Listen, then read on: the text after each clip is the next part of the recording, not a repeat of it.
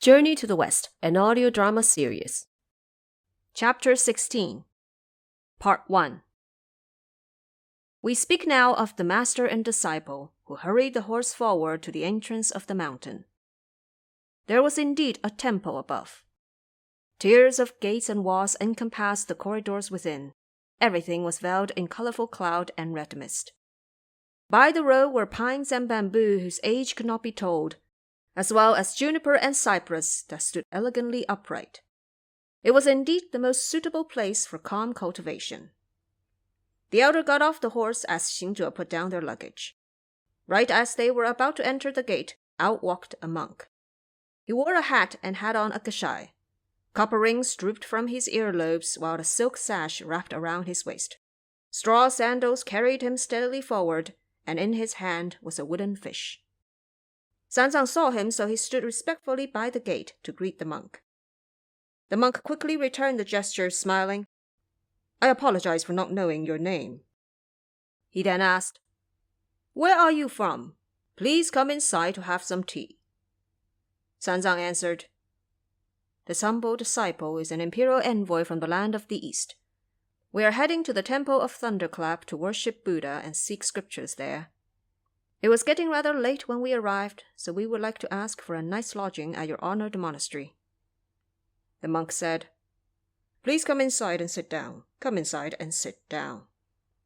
Only then did Sanzang call Xingzhe to enter with the horse. When he suddenly saw Xingzhe's appearance, the monk grew a bit frightened, asking, "What is that thing dragging the horse?" Sanzang said, Quiet down. He's not that clever. If he heard you calling him that thing, he would go mad. He's only my disciple." The monk shivered before biting his fingertips, asking, "Fancy taking such a hideous creature like that for a disciple." Sanzang replied, "You just can't tell. He's hideous indeed, but very useful." The monk had no choice but enter the gate with Sanzang and Xingzhe. Inside the gate, 4 large characters could be seen written above the main hall. Guanyin Chan Yuan, meaning Guanyin Monastery of Chan, with Chan being a specific school within the Buddhist religion. Sanzang was overjoyed and said, "This disciple has been blessed by the Bodhisattva's divine mercy many times, but I never had the chance to kowtow to her in thanks. Now that I have come into this monastery of Chan, it would be like meeting her in person. This is a great place to express my gratitude." The monk heard his words, so he ordered the laborers to open up the door to the hall for Sanzang to pay his worship. Xingzhe, on the other hand, tied up the horse, put away the luggage, and entered the hall with Sanzang. Sanzang stretched his body before pressing his chest onto the ground, kowtowing to the golden statue above. The monk then went aside to beat the drum, while Xingzhe went to strike the bell. Sanzang prostrated before the dais as he prayed with all his heart. When the prayer was over, the monk stopped beating the drum. However, Xingzhe continued hitting the bell non-stop, sometimes faster and sometimes slower. The laborers asked him, "The formalities are over. What are you doing this for?" Xingzhe only then threw away the bell hammer and laughed, saying, "What do you know? This is what I call, when you are a monk for a day, strike the bell for a day." This idiom, you see, describes the state of drifting along mundane daily duties. By this time, all the monks in the temple, both old and young, elders, both junior and senior, were alarmed by the unruly noises of the bell. They all came out together and asked, "What sort of maniac is messing around with the bell and drum?" Xingzhe hopped forward and shouted, "It's your maternal grandfather named Sun who's hitting the thing just for fun." The moment the monks saw him, they began stumbling and tumbling before dropping to the ground, crying, "It's Lord Thunder God." Xingzhe said, "The Thunder God is only my great-grandson. Get up, be not afraid. We're only lords from the Great Tang in the land of the East." And so the monks bowed to him. Only when they saw Sanzang did they stop their worries. Inside came the invitation of the monastery's abbot, saying, "May the respected guest come to the back room for tea." And so they untied the horse, picked up the luggage, and walked past the main hall, straight to the back room where they sat according to their hierarchies. The abbot served them tea and arranged a vegetarian meal. By then, there was still some light outside. Just when Sanzang was expressing his gratitude, he saw two young boys come out of the back, supporting an elderly monk. Just look at what he was wearing. A square hat decorated with dazzling cat's eye stones. A brocade robe with kingfisher feathers, their golden edges shining brightly. His shoes could store treasures, and his cane was encased with cloud and stars. His face was covered with wrinkles, and his eyesight was dim. His mouth could not hold air because of the lack of teeth, and spasms must have been the reason for his crooked back. The monk said, "The patriarch is here." Sanzang bowed in greeting and said, "Senior abbot, the disciple pays his respect." The old monk returned the gesture, and they went back to their seats. Then the old monk said, "Just now I heard the young ones tell me that lords from Tang Dynasty in the land of the East have arrived. That's why I came out to meet you." Sanzang replied, "We have intruded upon your precious mountain without knowing any better. Do forgive our sins. Do forgive us." The old monk said, "I dare not. I dare not." He then asked, "Elder, how far is the land of the East from here?" Sanzang answered, "Starting from the border of Chang'an, it will be over 5,000 li before crossing the two-frontier mountain where I found myself a disciple. We then came all the way across the Hami Kingdom in the West Territories. It took about 2 months and another 5,000 or 6,000 li before we reached your respectable region." The old monk said, "That would make a distance of 10,000 li, wouldn't it? This disciple has lived his life in vain. I have never even left the gate of this mountain. It's what you call observing heaven from the opening of a well. The man is nothing but a rotten tree." Sanzang then asked, "May I ask the honorable age of the senior abbot?" The old monk answered, "I have foolishly lived to be 270. Xingzhe heard this and remarked, "That would make you my grandson 10,000 generations down the line." Sanzang gave him a glance and said, "Watch your words. Quit being so disrespectful and offending people." The monk then asked, "Elder, how old are you?" Xingzhe answered, "I dare not say." The old monk thought he was just bluffing. He didn't mind and didn't press on either, only ordering for tea to be served. One of the servant boys came up holding a tray made from jade of the mutton fat variety. On top of it were 3 enamel teacups inlaid with gold. Another servant boy carried a pot made of white copper and poured 3 cups of fragrant tea. Truly, the vivid colors could put the inside of the pomegranate fruit to shame, and the scent was sweeter than the blossoms of the osmanthus. Sanzang saw them and began praising with fondness. "How marvelous they are! How marvelous! They truly are beautiful delicacies in beautiful utensils." The old monk replied, "Disgraceful to the eye they are, disgraceful. The honorable elder comes from a superior nation with a heavenly mandated court. You must have witnessed all sorts of goods and treasures. Utensils like these are not worthy of your praise. Elder, since you come from a superior land, do you happen to possess any rare treasure that this disciple could have a look at?" Sanzang answered, "How lamentable! That land of the East where I come from has nothing you can call a treasure. Even if it had, I could not have brought them with me over such a long distance."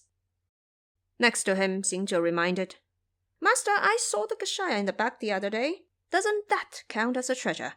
Why not show it to him?" The monks heard the word Gashaya and began sneering. Xingzhe asked, "What are you laughing at?"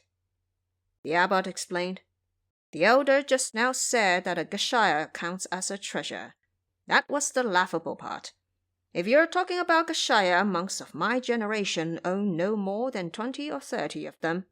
But when it came to our patriarch, who has been a monk here for some 250 or 60 years, he owns as many as 700 or 800 of them. He then ordered, "Bring them out for a look." The elderly monk was also feeling like showing off, so he had the laborers open up the storage rooms and the doo-doo to carry out the chests. A total of 12 chests they brought out, all set down in the courtyard and unlocked. On the sides, clothes racks were set up with ropes hanging in all 4 directions, and one by one they shook the Gashaya open and hung them up for Sanzang to see. It was indeed a room full of gorgeous embroidery and 4 walls of fine silk. Xingzhe observed them one by one and saw they were nothing more than patent brocade inlaid with golden threads. He laughed and said, "Fine, very fine indeed. Put them all back, and let me take out ours for you to see." Sanzang grabbed Xingzhe and whispered to him, "Disciple, do not engage in the context of wealth with others. The 2 of us are alone in a strange land. This could very well lead to trouble." Xingzhe said, "I'm just showing them the Gashaya. What could go wrong?" Sanzang warned, "You have no idea. As the ancient saying goes, never expose what is rare and amusing to the eyes of the greedy and treacherous. For once it is exposed to their eyes, it will disturb their hearts. Once their hearts are disturbed, schemes will follow. If you're one of those timid ones, you would agree to their every demand. Otherwise, this could very well lead to death and destruction. This is certainly no small matter." Xingzhe said, Relax. Just count on Elderson to look after things." Just look at him. Without hesitation, he briskly ran up to untie the bag, which was already giving off a brilliant glow. 2 layers of oil paper was used to keep a tight wrap. He unfolded the paper and took out the Gashaya. With a shake, red light filled the room and rainbow colors flooded the courtyard. The monks saw it, and every one of them praised with the utmost delight. What a fine Gashaya! On it were the most brilliant pearls and treasures of the richest variety. Dragon whiskers were used to underlay the colorful embroidery as brocade lined the edges on all 4 sides. Put it on you, and all evil would be sent to their demise. It's the work of heavenly immortals that only the true monk dare put on themselves. The elderly monk saw this most precious treasure, and indeed stirred up evil thoughts inside. He walked up and knelt down to Sanzang, shedding tears from his eyes. "This disciple has no luck in life." Sanzang helped him up and asked, "What do you mean, Senior Abbot?" The monk answered, "This treasure of yours, Elder, was just opened up as it was getting dark. It's a shame that my eyes are dim and I can't have a clear look at it. Isn't that very unfortunate?" Sanzang then instructed, "Light up the lamps and have another look, won't you?" The elderly monk said, "Your treasure is bright enough, Elder. More light would only make it too bright for my eyes. It would be even harder for me to see it in detail." Xingzhe then asked him, "How would you like to see it then?" The old monk answered, "If the elder would be so generous and allow this disciple to take it to the back room where I can spend the night looking at it carefully, tomorrow morning we will return it to you as you set out for the west. What does your honored mind say?" Sanzang heard his request and was shocked. He muttered to Xingzhe, "This is on you. It's all your fault." Xingzhe laughed and said, "What are you even afraid of? Let me just wrap it up and give it to him to have a good look. Should anything go wrong, Elderson will be the one to fix it." Sanzang could not stop him, so he handed the Gashaya to the elderly monk before telling him, "Look at it as much as you want, but you have to give it back to me intact tomorrow morning. Do not damage or spoil it even a little bit." The elderly monk happily ordered the servant boys to take the Gashaya inside. He then instructed the monks to clean up a hall at the front. They brought out 2 rattan beds with proper bedding for the guests to rest. A vegetarian breakfast for the following day was also arranged to send them off. The crowd dispersed accordingly. Master and disciple closed the door of the hall and went to bed. We will speak no more on that. We instead head to the old monk who tricked them into giving him the kashaya. Holding it by a lamp in the back room, he began bawling over the treasure. The monks in the temple were so startled they dared not go to sleep. The servant boys had no clue why he was acting that way, so they reported to the monks, telling them, "Gramps is crying into the second watch with no sign of stopping." 2 grand disciples, in other words, disciples of the elderly monk's disciples, were his favorites. So they went forward and asked, "Grandmaster, what are you crying for?"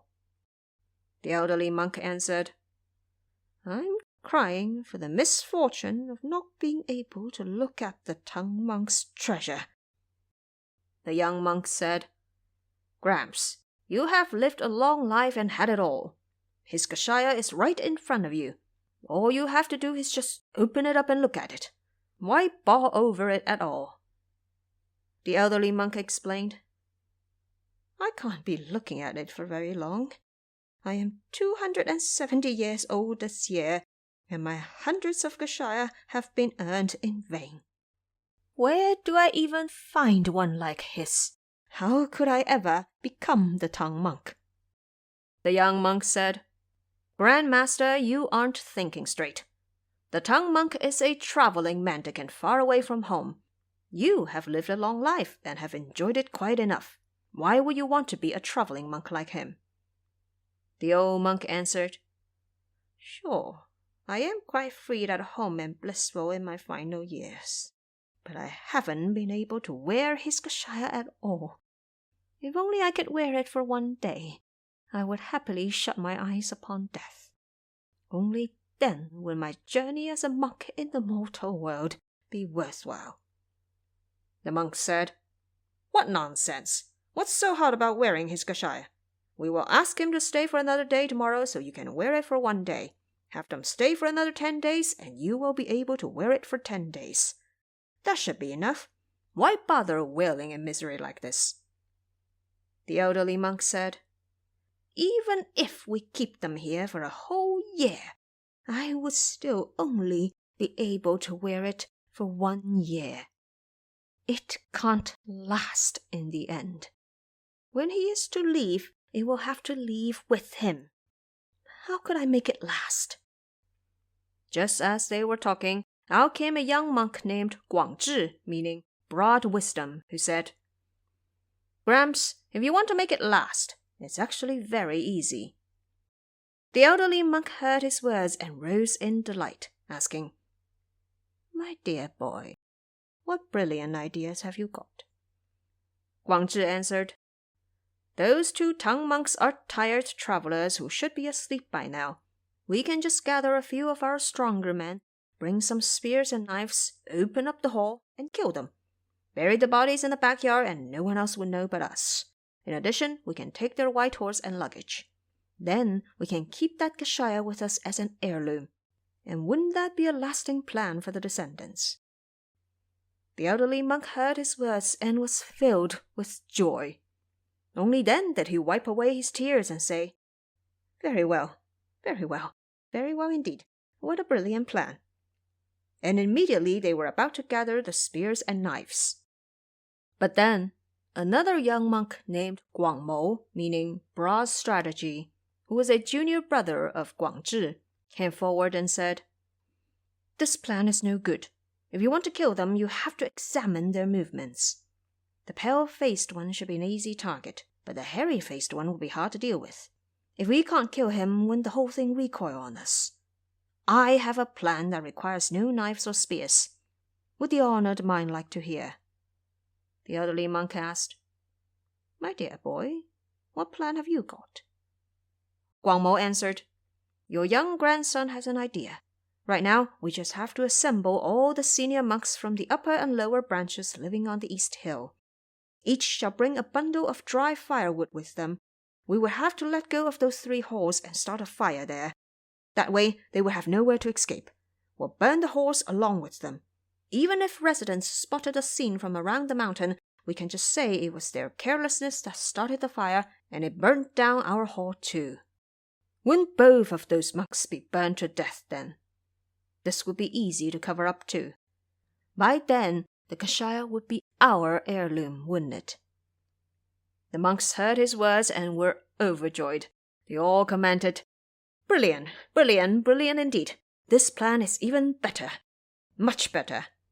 And so they instructed all the senior monks to gather firewood. Alas!